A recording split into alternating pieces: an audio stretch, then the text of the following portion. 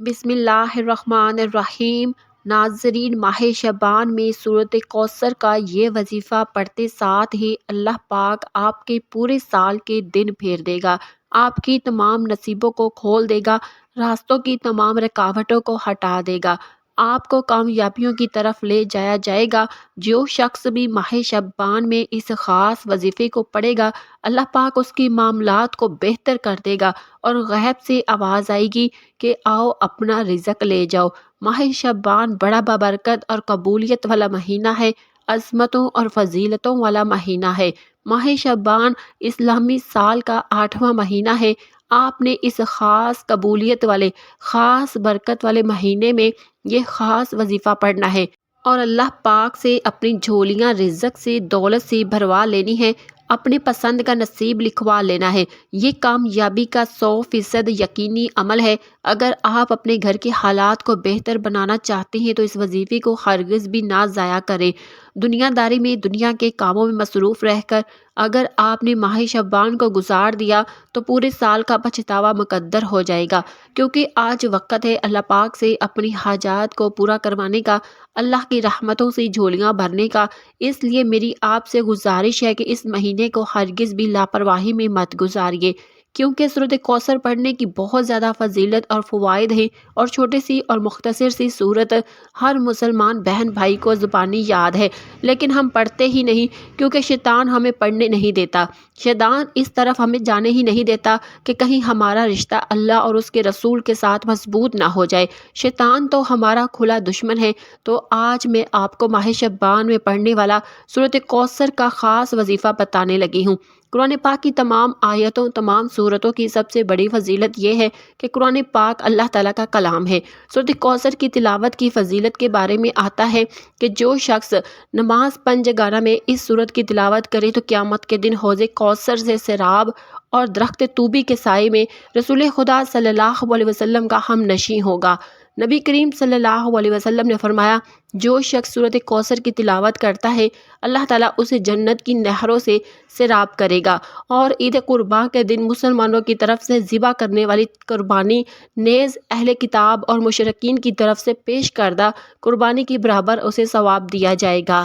حضرت سعید بن جبیر رضی اللہ تعالیٰ عنہ، حضرت عبداللہ بن عباس رضی اللہ تعالیٰ عنہ روایت کرتے ہیں کہ آپ نے فرمایا، سورۃ کوثر سے مراد بہت زیادہ بھلائیاں اور انعامات ہیں جو اللہ تعالیٰ نے صرف حضور نبی کریم صلی اللہ علیہ وسلم کو ہی عطا فرمائی ہیں۔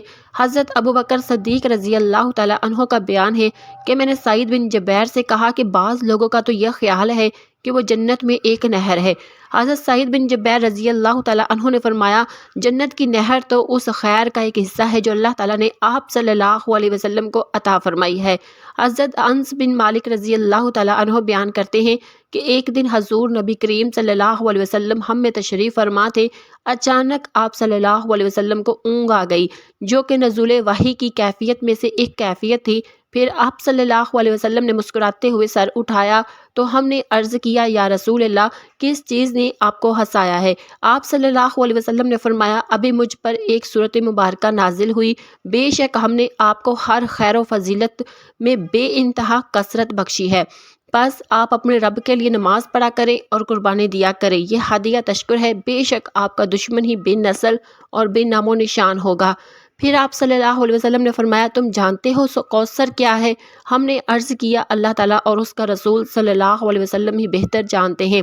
آپ صلی اللہ علیہ وسلم نے فرمایا، کوثر وہ نہر ہے جس کا میرے رب نے مجھ سے وعدہ کیا ہے، اس میں خیر کثیر ہے، وہ ایک حوض ہے جس پر میری امت کے لوگ قیامت کے دن پانی پینے کے لیے آئیں گے، اس کے برتن ستاروں کی تعداد کے برابر ہیں۔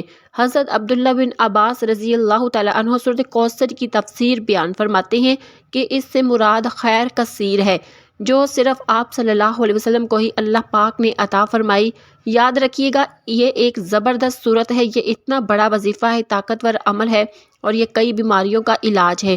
آئیے جانتے ہیں کہ سورۃ کوثر پڑھنے کے کیا کیا فائدے ہیں۔ فائدہ نمبر 1، حضرت انس رضی اللہ تعالیٰ عنہ روایت کرتے ہیں کہ رسول اللہ صلی اللہ علیہ وسلم نے ارشاد فرمایا، جو شخص سورۃ کوثر روزانہ 10 مرتبہ پڑھے گا، فرمایا وہ گناہوں سے ایسی پاک ہو جائے گا جیسا کہ ماں کے پیٹ سے پیدا ہوا ہو۔ فائدہ نمبر 2، حضرت ابو ہریرہ رضی اللہ تعالیٰ عنہ فرماتے ہیں رسول اللہ صلی اللہ علیہ وسلم نے ارشاد فرمایا کہ سورۃ کوثر زیادہ سے زیادہ پڑھا کرو، اس کی کثرت کرو، کیونکہ یہ جنت کے خزانوں میں سے ایک خزانہ ہے اور اس کے پڑھنے والا شخص جنتی ہے۔ ظاہری بات ہے جنت کا خزانہ تو اس سے مل ہی جائے گا جو جنتی ہوگا۔ فائدہ نمبر 3، رسول اللہ صلی اللہ علیہ وسلم نے ارشاد فرمایا کہ یہ وہ عمل ہے جو دنیا کے 70 بلاؤں سے عافیت دلاتا ہے، یعنی جو شخص پڑھتا ہے وہ دنیا کے 70 بلاؤں سے عافیت حاصل کرتا ہے، اسے عافیت مل جاتی ہے۔ یہ اتنا پاورفل وظیفہ ہے۔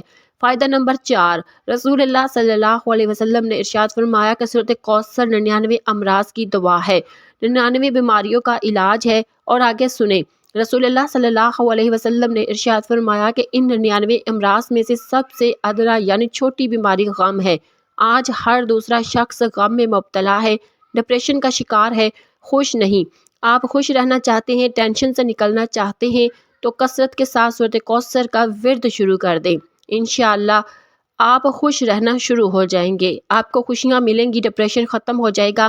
نمبر 5، رسول اللہ صلی اللہ علیہ وسلم نے ارشاد فرمایا کہ جو شخص روزانہ سورۃ کوثر 100 مرتبہ پڑھے وہ کسی کا محتاج نہیں رہے گا۔ اور رسول اللہ صلی اللہ علیہ وسلم نے ارشاد فرمایا جس پر روزی تنگ ہو وہ سورۃ کوثر کا ورد کرے۔ آج کل کے دور میں ہر دوسرا شخص اس میں مبتلا ہے۔ کوئی کہتا ہے کہ میری روزی تنگ ہے، مجھے رزق نہیں مل رہا، میری جاب نہیں لگ رہی، میرے پاس آمدنی نہیں ہے، میرے رزق میں برکت نہیں ہے، طرح طرح کے مسائل ہیں۔ رسول اللہ صلی اللہ علیہ وسلم نے ارشاد فرمایا کہ جس پر روزی تنگ ہو اسے چاہیے کہ وہ زیادہ سے زیادہ سورۃ کوثر پڑھا کرے، کیونکہ اس سے رزق کی تنگی دور ہو جاتی ہے، رزق میں برکت ہوتی ہے۔ سورۃ کوثر پڑھنے کی کتنی بڑی فضیلت ہے اور کتنے بڑے فوائد ہیں۔ ناظرین، ماہ شعبان کے مہینے کا یہ خاص عمل ہے، جو بھی اس وظیفے کو پڑھے گا اس کی تمام پریشانیاں دور ہو جائیں گی، اس کی جتنی بھی مشکلات ہیں وہ حل ہو جائیں گی۔ یہ وظیفہ آپ ماہ شعبان میں کسی بھی دن، کسی بھی وقت، کسی بھی نماز کے بعد پڑھ سکتے ہیں، چلتے پھرتے بھی پڑھ سکتے ہیں، نہ وقت کی کوئی پابندی ہے، نہ جگہ کی کوئی قید ہے۔ جیسے ہی یہ ویڈیو آپ کے سامنے آئے، ماہ شعبان میں آپ نے یہ وظیفہ لازمی پڑھ لینا ہے۔ وظیفہ بتانے سے پہلے آپ سے گزارش ہے کہ اگر آپ اس چینل پر نئے ہیں اور آپ نے ابھی تک ہمارے چینل کو سبسکرائب نہیں کیا تو ابھی اللہ کی نظر کرم چینل کو سبسکرائب کر لیں، کیونکہ ایسے بہت سے وظائف و بہت سے اعمال آپ کو ڈیلی ملتے رہیں گے انشاءاللہ۔ اب عمل کیا ہے؟ ماہ شعبان میں آپ کو جب جہاں جیسے وقت مل جائے باوضو مصلی پر بیٹھ کر آپ نے سب سے پہلے نبی کریم صلی اللہ علیہ وسلم کی ذات مبارکہ پر 3 بار درود پاک پڑھنا ہے۔ درود پاک آپ کوئی سا بھی پڑھ سکتے ہیں، آپ مختصر اور آسان سا درود صلی اللہ علیہ وآلہ وسلم پڑھ لیں یا آپ صلی اللہ علی محمد پڑھ لیں، لیکن درود ابراہیم کی سب سے زیادہ فضیلت ہے۔ اگر آپ اس وظیفے میں درود ابراہیمی پڑھیں گے تو یہ سب سے افضل ہے، تو ایک بار ثواب کی نیت سے میرے ساتھ بھی درود پڑھ لیں۔ اللہم صلی علی محمد وعلی آل محمد کما صلیت علی ابراہیم وعلی آل ابراہیم انک حمید مجید۔ اللہم بارک علی محمد وعلی آل محمد کما بارکت علی ابراہیم وعلی آل ابراہیم انک حمید مجید۔ 3 بار درود پاک پڑھنے کے بعد آپ نے اپنے مقصد کی نیت کرنی ہے۔ ہر انسان کا مقصد الگ ہے، ہر انسان کی حاجت الگ ہے، پریشانی الگ ہے۔ آپ جس کے لیے بھی پڑھ رہے ہیں آپ نے پہلے اس کی نیت کرنی ہے۔ اگر آپ مال و دولت حاصل کرنے کے لیے پڑھ رہے ہیں تو یہ نیت کریں گے کہ یا اللہ مجھے مال و دولت عطا فرما۔ اگر آپ اولاد کے لیے پڑھ رہے ہیں تو یہ نیت کریں گے کہ یا اللہ میں اس عمل کو اولاد حاصل کرنے کے لیے پڑھ رہا ہوں، اس کی برکت سے مجھے اولاد عطا فرما۔ اگر کسی بڑی رقم کی ضرورت ہے، کاروبار کے لیے پڑھ رہے ہیں تو یہ نیت کریں کہ یا اللہ اس عمل کی برکت سے مجھے کاروبار عطا فرما۔ اگر آپ رشتوں کے لیے پڑھ رہی ہیں تو یہ نیت کریں کہ یا اللہ مجھے اس کی برکت سے بہترین رشتہ عطا فرما۔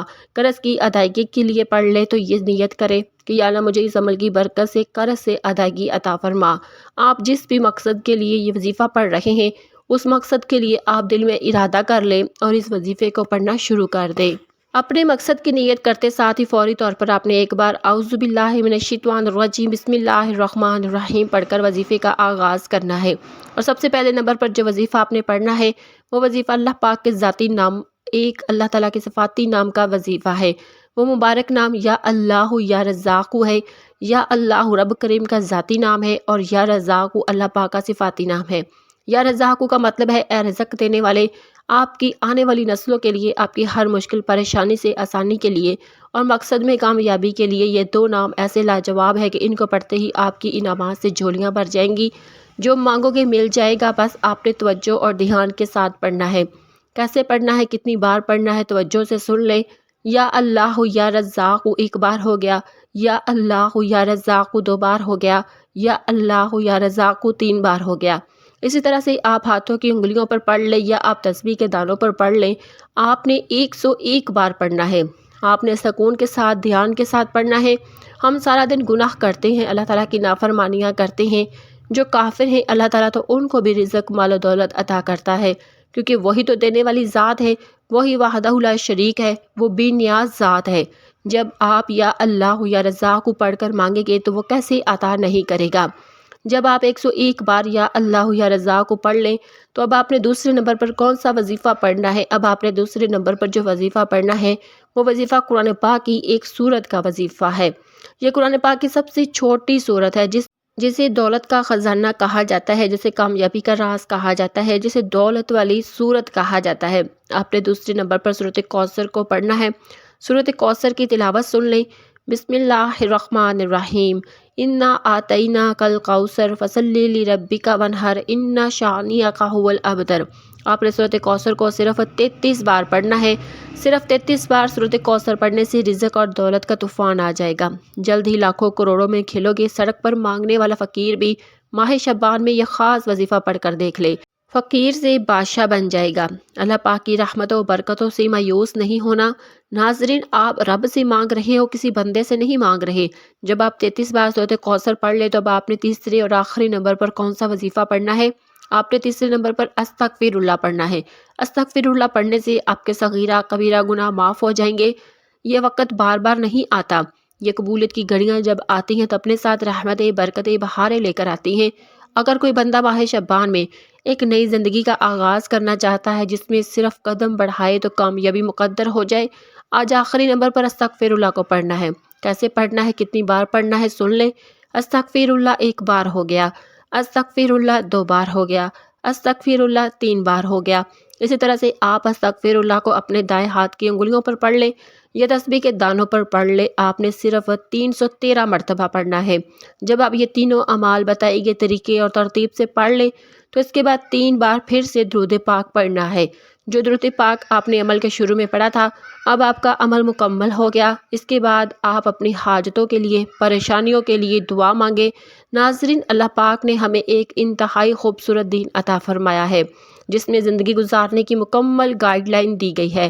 انسان چونکہ خطا کا پتلا ہے، چنانچہ اللہ جل شانہ نے گناہ گاروں کے لیے توبہ کا دروازہ کھلا رکھا ہے اور مسلمانوں کو قرآن پاک میں بار بار استغفار کرتے رہنے کی تلقین کی ہے۔ اللہ سے استغفار کرنے سے جہاں اللہ ہمارے گناہوں کو معاف کرتا ہے، وہیں اس سے ہمیں اور بھی کئی فوائد حاصل ہوتے ہیں۔ استغفر اللہ کا ورد کرنے سے جہاں مسلمانوں پر اللہ تعالیٰ رحم فرماتے ہیں، وہیں یہ وظیفہ مسلمانوں کے لیے کثرت مال اور نیک اولاد کا وسیلہ بھی بنتا ہے۔ استغفر اللہ کرنے سے ہماری دعاؤں کو شرف قبولیت عطا ہوتی ہے۔ قرآن مجید میں ارشاد ہے کہ اللہ استغفار کرنے والوں پر رحم کی بارش کرتا ہے اور ان کی طاقت میں اضافہ فرماتا ہے۔ استغفار کی تمام تر اہمیت اور فضائل کے باوجود بعض بد نصیب نفس شیطان کے بہکاوے میں آ کر توبہ استغفار کرنے میں ٹال مٹول سے کام لیتے ہیں۔ توبہ کا موقع ملنا بھی بہت بڑی سعادت کی بات ہے۔ بہت سے لوگوں کو توبہ کا موقع بھی نہیں ملتا اور وہ بغیر توبہ کیے اس دار فانی سے چلے جاتے ہیں۔ موت کا کوئی بھروسہ نہیں، اس لیے ہمیں بھی باکثرت توبہ استغفار کرنی چاہیے۔ اللہ پاک سے دعا ہے کہ اللہ پاک ہمیں گناہوں سے بچنے اور سچی توبہ کرنے کی توفیق عطا فرمائے۔ آمین یا رب العالمین۔